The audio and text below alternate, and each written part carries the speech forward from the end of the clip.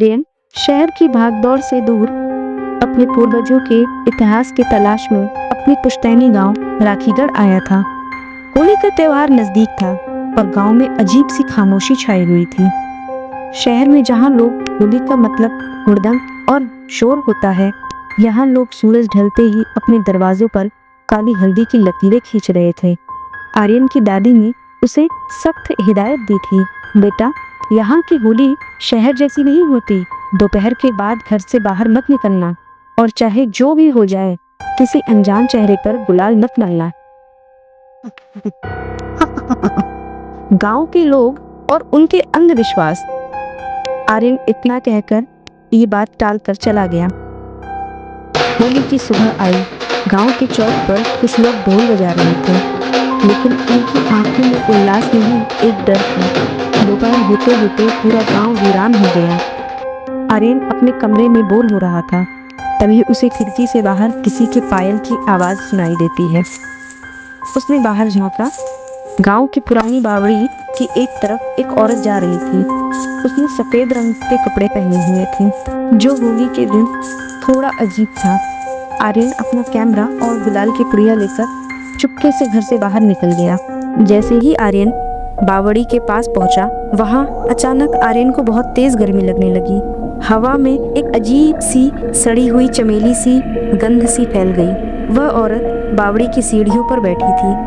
उसका चेहरा बालों से ढका था।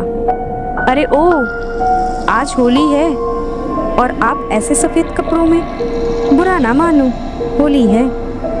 उसने अपनी जेब से लाल गुलाल निकाला और उसकी तरफ बढ़ा। जैसे ही उसने गुलाल हवा में उछाला, हवा रुक गई। गुलाल उस लड़की के चेहरे पे लगने के बजाय हवा में ही जम गया, जैसे किसी अदृश्य दीवार ने उसे रोक लिया हो। लड़की धीरे से मुड़कर आर्यन की तरफ देखी। आर्यन के तो जैसे पैर ही जम गए हों। उसकी आंखों की जगह सिर्फ गहरे काले गड्ढे थे और चेहरे की खाल जगह जगह से उधड़ी हुई थी। वह मुस्कुराई। उसकी मुस्कुराहट कान तक फटी हुई थी। औरत बोलती है, होली खेलोगे? उसकी आवाज ऐसी थी जैसे कोई एक साथ फुसफुसा रहे हों। आर्यन पीछे मुड़कर भागने लगा, लेकिन रास्ता खत्म होने का नाम ही नहीं ले रहा था। वह जिस गली में मुड़ता, वही बावड़ी उसके सामने आ जाती।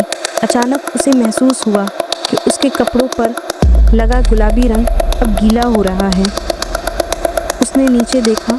वह गुलाल नहीं बल्कि गाढ़ा खून था और उसके अपने ही शरीर के पैरों से रिस रहा था। अचानक गांव में उस सन्नाटे में एक ढोल की आवाज़ सुनाई देती है। उसने देखा गांव के वो लोग जो सुबह ढोल बजा रहे थे, अब बावड़ी के चारों ओर खड़े थे। उनकी आंखें अजीब सी काली थीं। वे सब एक सुर में गुदगुदा रहे थे, रंग दे इसे, बलि का रंग गहरा होता है, रंग दे इसे, दादाजी बचाओ, दादाजी बचाओ, मुझे बचा लो दादाजी। तभी रूह ने आर्यन के हाथ पकड़ लिए। जहां उसने छुआ वहां की खाल काली पड़ गई। उसने एक मुट्ठी काली राख आर्यन के चेहरे पर फेंकी। आर्यन को लगा जैसे हजारों सुइयां एक साथ उसकी आंखों में चुभ रही हूँ। उसे धुंधला सा दिखाई देने लगा। गांव वाले उसे बावड़ी के अंदर ढकेल रहे थे। जैसे ही वे नीचे गिरा, उसकी आंखें खुली। अगली सुबह आर्यन के दादाजी को बावड़ी के पास आर्यन का कैमरा मिला। आर्यन गायब था। कैमरे की आखिरी फोटो में आर्यन की एक सेल्फी थी, जिसमें उसके पीछे एक धुंधली आकृति खड़ी थी और आर्यन का चेहरा पूरी तरह से लाल गुलाब से सना हुआ था। गांव में आज भी लोग कहते हैं, हर साल होली की दोपहर को बावड़ी से किसी के चीखने की आवाज आती है जो कहता है, बुरा न मानो, होली है। आर्यन की बहन मीरा, जो एक इन्वेस्टिगेटिव जर्नलिस्ट थी, कभी इस बात को मानने को तैयार ही नहीं हुई कि उसका भाई बस गायब हो गया। वह पुलिस की फाइलों में एक लापता व्यक्ति था, लेकिन राखीगढ़ के लोगों के लिए वह एक बलि था। होली फिर से सफ़ेद दस्तक दे रही थी। मीरा अपने भाई के पुराने कैमरे और कुछ नोट्स के साथ उसी गांव में पहुंची। दादाजी अब बहुत बूढ़े और कमज़ोर हो चुके थे। वे अक्सर दीवार को घूरते रहते और बुदबुदाते रहते। वे सफ़ेद रंग मांगती है, लाल से उसका पेट नहीं भरता। मीरा ने आर्यन की कैमरे से उन तस्वीरों को फिर से खंगाला जिन्हें पुलिस ने धुंधली कहकर नज़रअंदाज कर दिया था। जब उसने हाई डेफिनेशन जूम का इस्तेमाल किया तब उसे एक भयानक चीज़ दिखाई दी।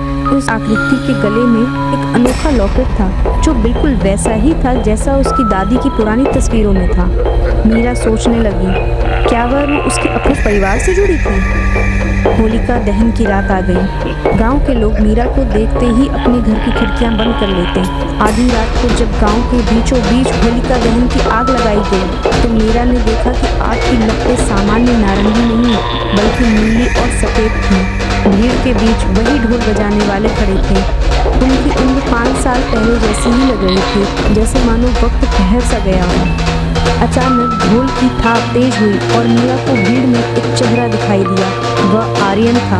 उसका चेहरा पीला पड़ चुका था, आंखें सफ़ेद थीं और वह उसी सफ़ेद लिबास वाली रूह के बगल में खड़ा था। वह जीवित नहीं था, बस एक परछाई बन चुका था। मीरा नफरत और डर को भूलकर अपने भाई की ओर दौड़ी। आर्यन मुड़कर बावड़ी की ओर भागने लगा। मीरा उसके पीछे पीछे पुरानी बावड़ी तक पहुंच गई। वहां पहुंचते ही उसने क्या देखा कि बावड़ी का पानी अब पानी नहीं था बल्कि खौलता हुआ गाढ़ा लाल रंग बन गया था। उस रूह ने मीरा की तरफ देखा। इस बार वह डरावनी नहीं, बिल्कुल दुखी लग रही थी। उसने अपनी उंगली से बावड़ी की दीवारों पर खुदे हुए कुछ शब्दों की ओर इशारा किया। वहां लिखा हुआ था, पुश्तैनी पाप, पुश्तैनी रंग। मीरा को समझ आ गया, सदियों पहले उसके पूर्वजों ने इस गांव की खुशहाली के लिए एक निर्दोष लड़की को होली के दिन इसी बावड़ी में चुपचाप जिंदा चुनवा दिया था। तब से उस परिवार का हर बेटा होली के दिन उस रूह का गुलाम बन जाता है। आर्यन ने धीरे से अपना हाथ मीरा की तरफ बढ़ाया। उसकी आवाज़ हवा में सरसराहट जैसी थी। मीरा, इसे खत्म करो। आग को सफ़ेद गुलाल नहीं, बलिदान का पश्चाताप चाहिए। तभी गांव वाले वहां पहुंच जाते हैं। उनके हाथों में जलती हुई मशालें थीं। उनके मुखिया ने कहा, बेटी, अगर आर्यन को वापस चाहिए तो तुम्हें उसकी जगह लेनी होगी। इस खेल का यही नियम है। उसके पास जो काली हल्दी पड़ी हुई थी और लाल गुलाल, उनको मिलाकर उसने अपनी हथेली पर एक प्राचीन चिन्ह बनाया जिसके बारे में उसने दादाजी की पुरानी किताबों में पढ़ा था।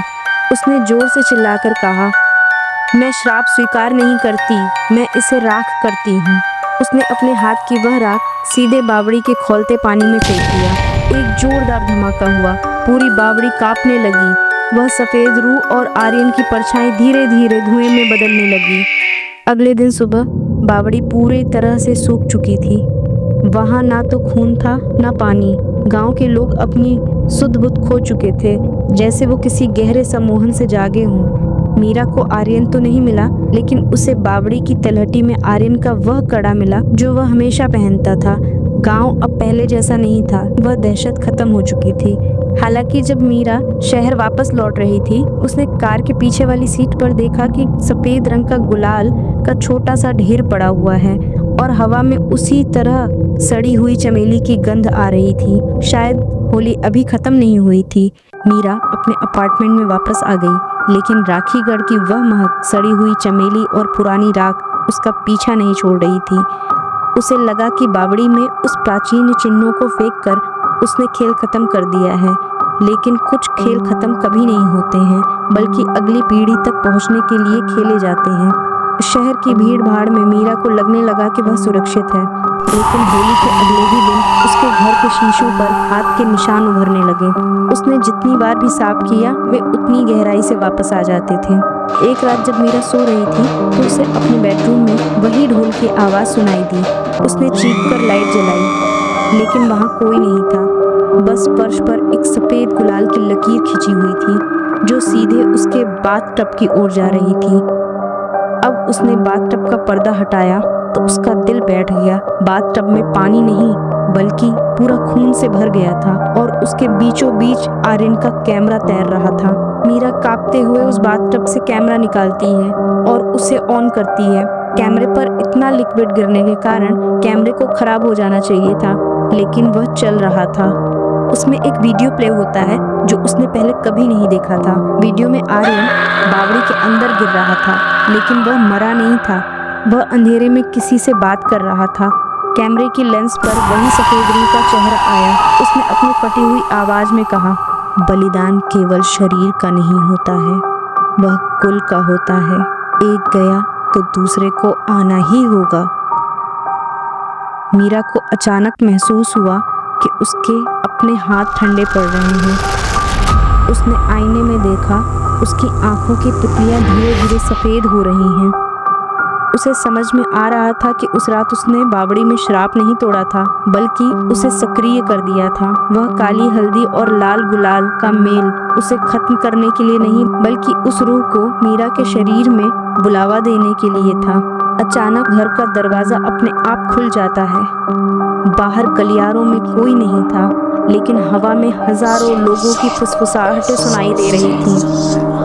होली खेलोगे, होली खेलोगे, होली खेलोगे,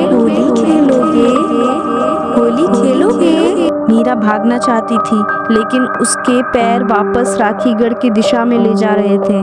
उसका शरीर अब उसका अपना नहीं था। अगले साल की होली आई।